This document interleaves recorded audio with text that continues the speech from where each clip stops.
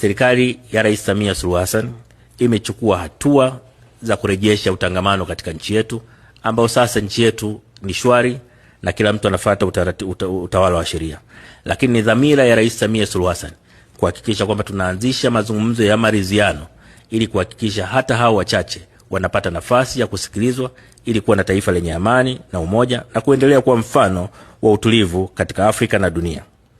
Mheshimiwa Mwenyekiti, Rais Samia Suluhu Hassan amenituma niwahakikishieni kwamba nchi yetu ni salama na tulivu na iko tayari kupokea wageni wa aina mbalimbali kutoka duniani kote kwa mafanikio ya nchi zetu zote. Lakini pia nitumie nafasi hii kuwashukuru sana kwa niaba ya Rais Samia Suluhu Hassan viongozi wa SADC waliofanikiwa kufika kwenye siku ya uapishi wa Rais Samia Suluhu Hassan. Lakini pia nawashukuru viongozi waliotangulia kuzungumza kabla yangu ambao wametoa pongezi za dhati kwa Rais Samia Suluhu Hassan. Nataka niwahakikishie kwamba hakuna jitihada ambayo Rais Samia ataiacha katika kuhakikisha Tanzania inapata maendeleo, lakini pia amani ya nchi yetu inaendelezwa.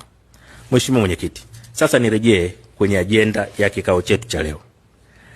Kwanza nitumie nafasi hii kuishukuru sana Madagascar kwa kazi nzuri ambayo imefanya kwa miezi miwili iliyopita, lakini vile vile kwa uamuzi wake wa kuachia wenyekiti kwa kutambua kwamba katika mazingira waliopo sasa wanaweza wasitoe uongozi makini. Kwa wameona watoe nafasi kwa watu wengine. Tunawashukuru sana kwa uamuzi huu wa busara. Lakini pia nitumie nafasi hii kipekee sana kuwashukuru Afrika ya Kusini na kipekee Rais Cyril Ramaphosa ambaye daima amekuwa mstari wa mbele kutoa suluhu katika jambo lolote ambalo linatokea kwa nchi zetu za SADC na hivyo kuendeleza umoja wa nchi zetu za SADC.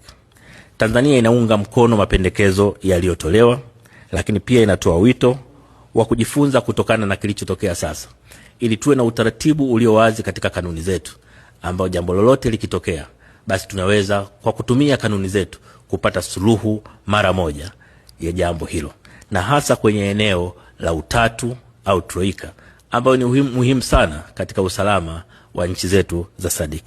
Mheshimiwa Mwenyekiti, nakushukuru sana kwa kunipa nafasi ya kuzungumza.